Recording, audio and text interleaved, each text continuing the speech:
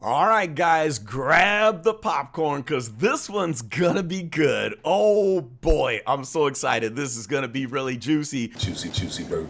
Because today we're gonna talk about Brown, the brand new brother in town.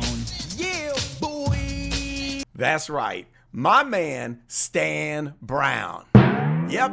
Okay, so the reason why I decided to dig into this is because a few people in the comments of the last video said, well, Stan Brown is a Dolton trustee, not a Thornton Township trustee, so he can't be implicated.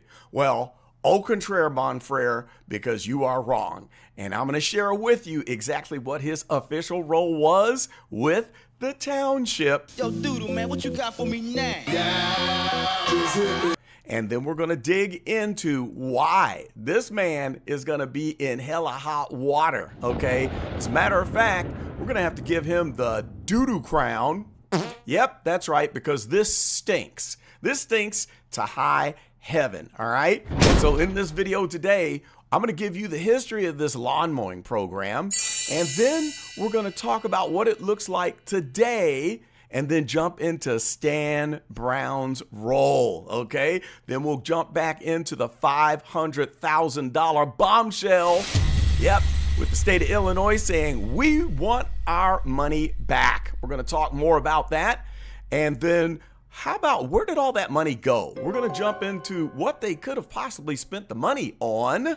And then we're going to talk about what Stan Brown's role should have been and all the duties that he should have been responsible for that could get him into potential legal and political consequences. Yep, that's right. So you're going to want to watch this video all the way to the end. Hit the like button right now. Subscribe if you hadn't subscribed to this point. Welcome aboard all new subscribers. And for all of you that said, hey, we want more drama out of Dolton, well, I'm here to serve it up to you. And hit that hype button. I know a lot of you have said that you don't see the hype button. It only shows up on some people's accounts. I don't know why it doesn't show up on everyone's account. But if you see it, smash the hype button and help us out. And that will get this video popping. Yes, indeed. So, Once you think you've had enough, yo, Doodle, hold up.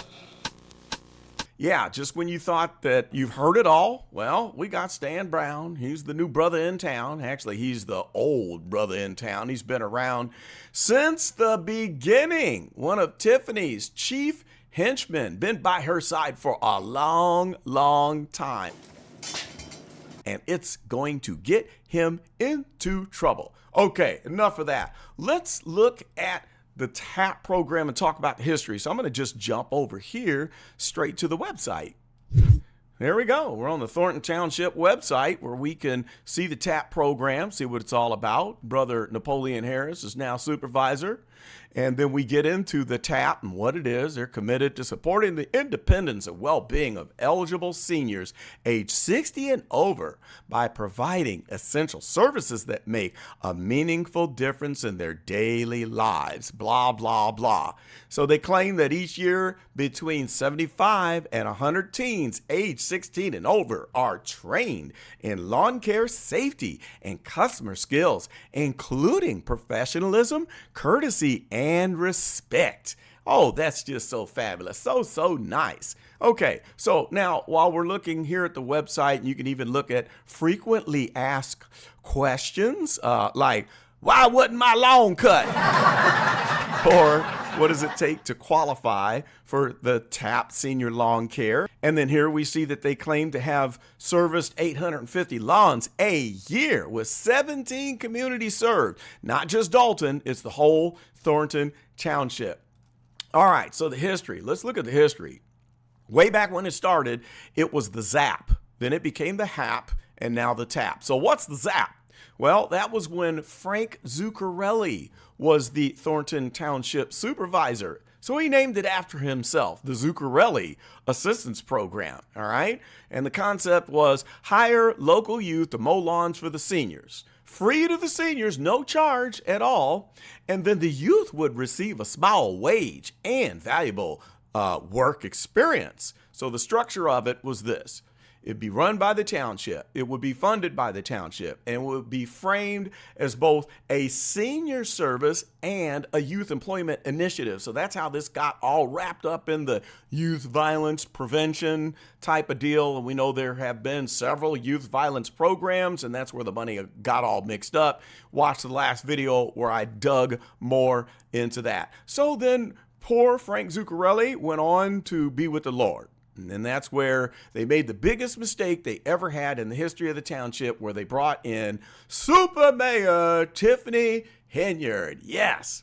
So when Tiffany took over, well, of course she renamed it. She had to rebrand it to stick her face on the program. Yeah, so ZAP is out, HAP is in. It's the Henyard Assistance Program, because she the one that's feeding the people, okay? Helping all the elderlies and having big bingo giveaways. Yay! All right, so at the May 31st, 2024 public hearing, Stan was introduced as the director of the HAP, the Henyard Assistance Program. And he personally answered questions about why the services weren't being delivered consistently. And if you remember way back when, he was talking about, well, we can't find enough youth. And there was even the comment made where he was saying, a lot of these youth that we get, well, they're failing the drug test, so we can't even hire them. So they were having a lot of trouble. And he was called in to get it on the right foot, to get this thing moving forward and make it into a success. So that's where we started, and that gets us to today with this website that you see, the TAP program, where now they're actually serving over 1,100 seniors, okay, where they get the weekly lawn mowing services between May and October. And they're still saying that they've got like 75 to 100 teens, 16 years and older, that participate every year. So what do the youths get? What do the youths get? Well, like I said, they get the training in lawn care safety and the customer service skills, and they make a little money. So the website does not state what their wages are. And the earlier ZAP/HAP description explicitly referenced a small wage for the youths, but they didn't say what that wage was. And then the goals of the program are to support the seniors who are on fixed income, who lack able-bodied help at home. And then, of course, to provide the youth with employment, structure, and intergenerational connection. That's actually very important. I support that. So it's a feel-good program. It's simple. Grab the youths, mow some lawns, help out the elderly people. The youths make a little bit of money, and Thornton Township supervises the whole program. So seems pretty straightforward, but where did all that money go? The $500,000 that the state said, hey, all of that money that y'all got, ineligible, pay it back. I don't know. But let's jump to the courtroom here, because now we're going to start breaking down some of the details as we do a little bit of sleuth work. So let's go back to the courtroom here. All right, this court is now in session. It's now in session. So let's start out with Stan roll. All right. And what we can actually document for our man. Okay. So he was a trustee in Dolton at the time. And that was by the election. He was elected for that position. And of course, his political alignment, he was widely seen as being on the Tiffany Henyard team. All right. She was the mayor of Dolton and also the Thornton Township supervisor. That's where she got the stupid name, Super Mayor. All right. So that dual role is the bridge that lets Brown operate on both sides at once. So here's the thing for the people that were saying that, okay, he was just the Dolton trustee. So, nothing official over here on Thornton Township side.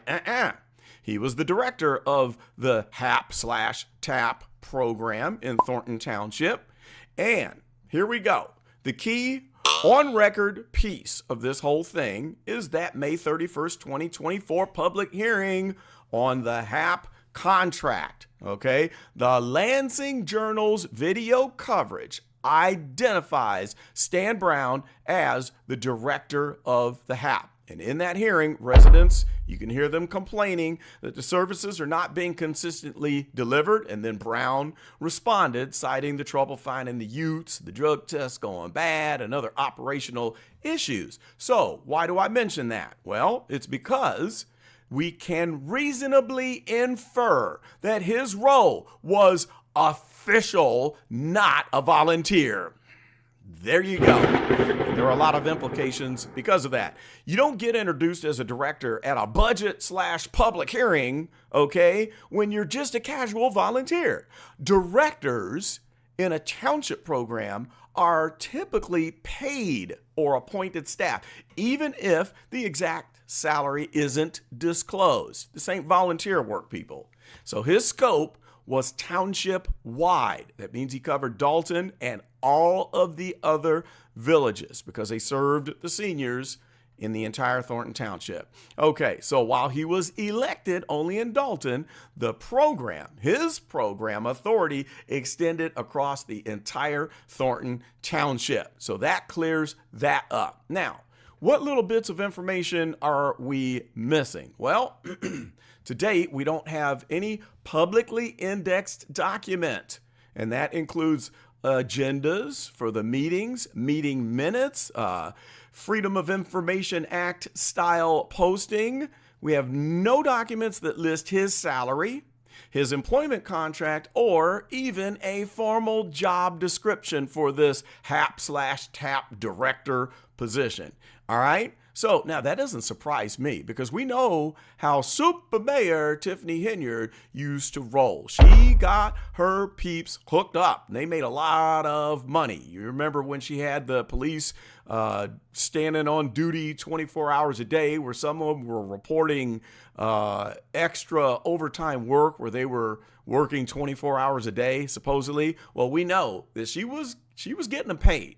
So we know good and doggone well that Stan was getting money. He was being paid for it. All right, now let's build a timeline. All right, so first we start with the nice little lawn mowing program.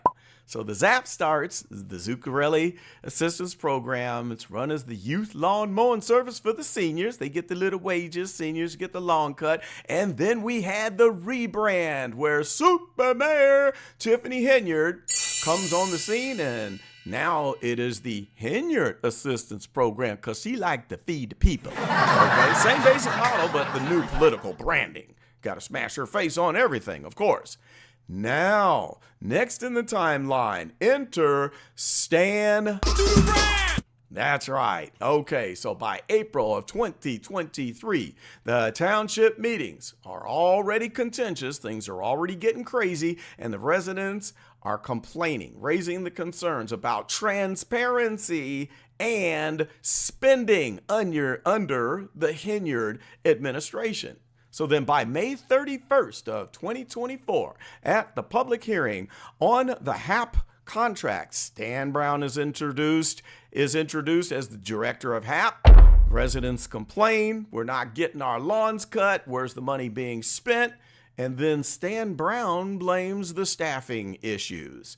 Okay, so next, the last chapter of the timeline, the TAP program is formalized. So by 2025, the township website presents the TAP program officially as the senior lawn care program, serving the 1,100 seniors, employing the 75 to 100 teens, and is clearly positioned as a major ongoing township service. Okay, so everything looks all fine and dandy and happy-go-lucky on the website. It's all good. But then, next on the timeline, the $500,000 bombshell. Oh yeah, it all blows up. So on the fiscal year 2025 financial report, Thornton Township's financial spendings and dealings for FY25 reveal that the Illinois Department of Commerce and Economic Opportunity, the DCEO, has ordered the township to repay that grant money. They want their money back. Yeah. So the DCEO determined that the entirety of the grant expenditures were ineligible and must be repaid. And the article notes that it is not clear why the expenditures were deemed ineligible. Okay, so that brings the question. What could they have possibly spent the $500,000 on? Well, let's think about this. First of all, we had the Ute wages, making their little $10, $15 an hour, across 75 to 100 teams working May through October. So let's say they worked 15 to 24 hours or 15 to 20 hours a week. That's reasonable at minimum wage. That's going to add up to a lot of money, but that's not going to run through $500,000 in a single grant cycle unless that grant cycle was for multiple years or had other costs. Well, how about the supervisors and the administrative staff? Well, you got Stan as the program director, who was making his undisclosed salary for doing a horrible job. Then you would also have field supervisors. You would have to have dispatch. You would have to have admin support, okay? And then, of course, you would have equipment and operations. You got to spend money on mowers, trimmers, fuel, maintenance, storage, transportation, and then other things like, say, insurance, the training costs, the safety gear, maybe a little bit of marketing to get the word out to the seniors. Okay, so add that all up. Maybe it could add up to $500,000. Who knows? And if it did, boy, that's a tragedy to turn around and have all of that money clawed back. Okay, so what did the grant clawback actually say? Well, from the Lansing Journal's report on the repayment order, it's the Illinois Department of Commerce and Economic Opportunities findings that the entirety of the grant expenditures were determined to be ineligible. All right, so that means that Thornton Township has to repay that money. That's right, but there are several unknowns. The article explicitly notes that it is not clear why the expenditures were deemed ineligible. There's no public breakdown of which vendors were paid. Surprise, surprise. There's no breakdown of which invoices were submitted to be reimbursed by the grant. There's no breakdown of whether documentation was missing, misused, or even fraudulent. So sounds like somebody wasn't keeping receipts. And we know that Tiffany Henyard, she usually has all them receipts. In fact, she used to keep them receipts on ice. Oh gosh, well, they're probably in some missing freezer somewhere. Now, what does this point to? What does this point to? It points to liabilities because somebody wasn't doing their job, Stan Brown. Now, what a director like Stan Brown should have been responsible for is the following things. This is what we would think would be very reasonable, the responsibilities of the director. Okay, that would include program operations, Stan. You're in charge of scheduling and dispatching your Ute crews to the senior homes to mow the lawns. You would be the one to ensure that the services are actually delivered. In other words, are the lawns being mowed? Are you addressing complaints? You would be the one to be managing the staff levels and the recruitment, okay? Now, how about financial stewardship, okay? So when it comes to the money, you, Stan Brown, Director Brown, would be the one approving or initiating purchase requests for the equipment, the fuel, and the supplies. You would also be the one who would have to sign off on the timesheets. You're the one verifying the timesheets, verifying the hours worked by the Utes and the supervisors. Plus, you, Stan Brown, would be the one who would be providing the data and the documentation to the township's finance department for grant reporting. You don't take federal grant money and think, oh, well, we're not going to submit any reports to let them know how we're being good stewards of the money. That's right. There is reporting and there are compliance requirements, okay? So, such as tracking how many seniors were served, how often, by whom, tracking how many youths were employed, their hours, their training, or how about supplying metrics and documentation, which are required by the grant agreement. And that would include like the number of participants, the services delivered, the outcomes, customer service. Do we have happy customers? Are they happy with their little lawns being cut every week? Now, if the DCEO concluded that all expenditures were ineligible, well, that strongly suggests one or more of the following at the program administrative level. Actually, there are three things, so it could be one or all of these three things. One, insufficient documentation. That would mean missing timesheets, missing service logs, missing invoices, or no proof that the services were actually delivered. Two, improper use of funds. That would be related to the money spent on things outside of the grant's scope. For example, there could be some unrelated travel expenses, unrelated events that they're spending that money on, or other political activities. And three, non-compliance with the grant terms. That means failing to meet required reporting, eligibility, or procurement standards. Even if Stan Brown wasn't the one signing the checks as the director of the program, he would be expected to ensure accurate records of who worked, who was served, and what was done. And he would have to provide the data backbone that finance staff rely on to justify the grant spending, period. And that's where you would have to connect him to the failure of the program. Now that gets us to the juicy section. Juicy burger. This is juicy, people. All right, now we're going to talk about the potential legal and political consequences. Oh my. Okay, now before I even go into this is just speculation, guys. It's not verdicts. This is not something that a court has handed down. These are just allegations, okay? They might even be false allegations. All right, so let's just speculate about what could go wrong and what the trouble he could be into since he was the director. Number one, civil and administrative exposure. So right now at this point, you got the Thornton Township versus the state of Illinois. The township is on the hook to repay $500,000, and that is a direct financial hit to the taxpayers, the very people that you're trying to serve. You feeding the people and mowing the lawns, but they're the ones that are going to pay for that $500,000.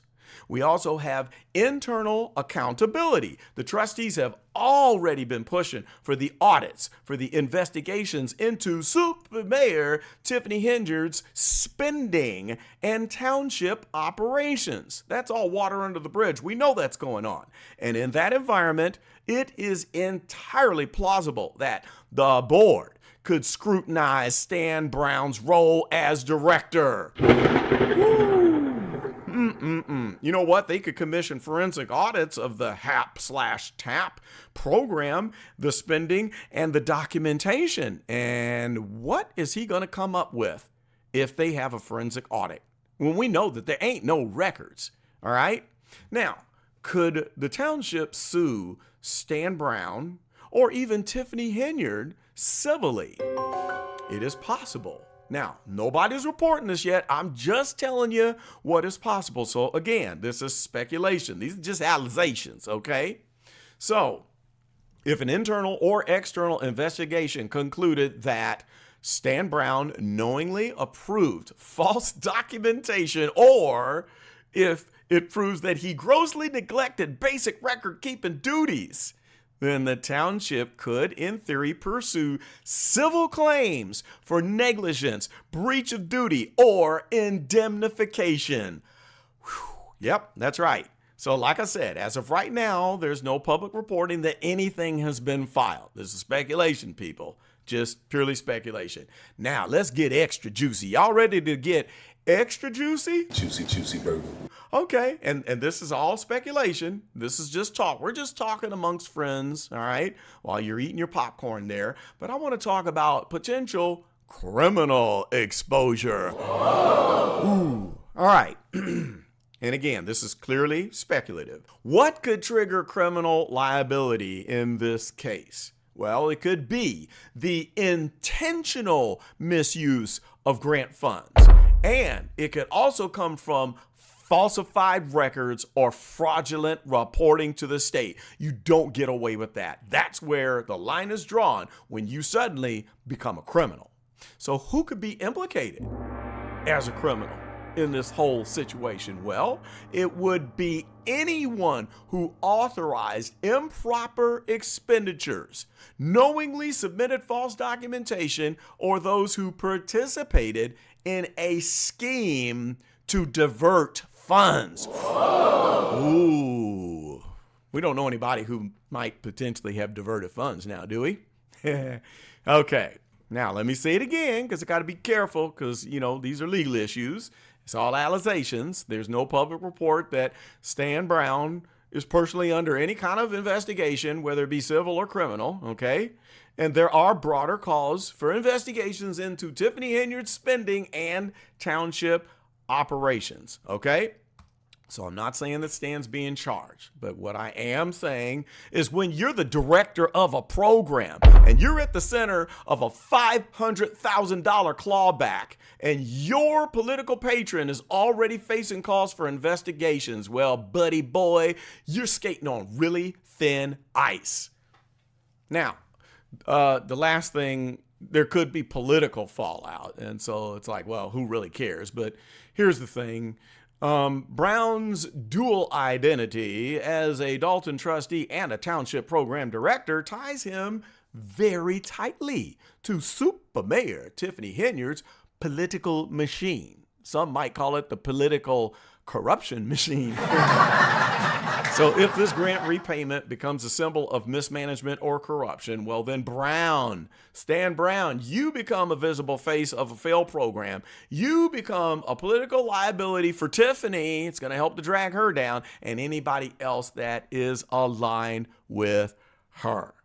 Okay, so is Stan Brown just the guy who ran a lawn mowing program just trying to help the old people and the youths? Or is he about to become the fall guy for a $500,000 disaster? That's the question that I have for you. What do you think? Post it in the comments right now and tell me if you think that Stan Brown will be implicated, okay? And if he has responsibilities that he did not live up to, which could have civil and criminal implications. Let me know what you think. And I tell you what, there's other people connected to this. There's some other little branches we need to pursue here as this thing starts to unravel. And like I said in the last video, this whole $500,000 bomb ain't looking too good for Tiffany, because this is just the appetizer, people, for all of you who thought, well, she's getting away with everything. She's getting away with it. No, it's not going to happen. This is the first shoe to fall. Okay, so Thornton Township ain't going to be happy about paying that money back. And I don't think they're going to just sit and watch Tiffany opening up her new store down in Atlanta selling clothes with boyfriend and let her go scot-free. And forget, not to even mention the FBI. I'm sure the FBI is licking their chops. This is just more fuel for the fire. But like I mentioned on a previous video, the FBI goes dark. They're not gonna share all of their information on what's going on.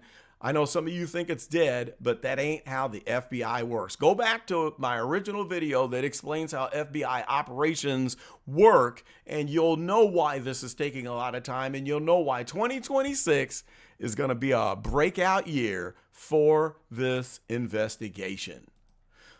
Okay, so wow, this was exciting. There's going to be more juicy stuff coming your way. Are you here for it? Tell him, homie, who's in town. That's my man. Now, you know that's not fair, sneaking up on a man when he's eating a Tiffany juicy burger. Oh, God.